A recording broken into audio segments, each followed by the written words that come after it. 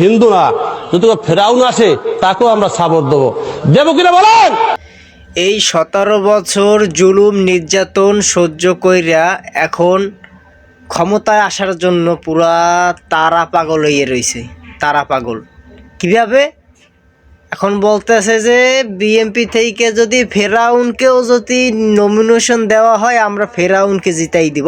দেশের স্বার্থে, জনগণের স্বার্থে, বিএনপির স্বার্থে শুধু হিন্দু না, যদি ফেরাউন আসে তাকেও আমরা সাপোর্ট দেবো। দেবো কিনা বলেন? আমরা ধানের শীষে ভোট দেবো কাকে? যাকে আমাদের নেতা তারেক রহমান দেবে তাকে। কত চমৎকার কথা, কত চমৎকার কথা। এতেই বোঝা যায় যে এদের ভিতরে মাথা মগজ নাই।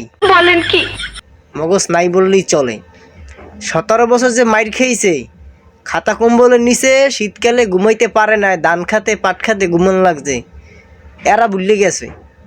এরা একটা কাম করেন যে নিষিদ্ধ সংগঠন ফেরাউনের চাই না, নিষিদ্ধ সংগঠনটা কিন্তু অনেক ভালো।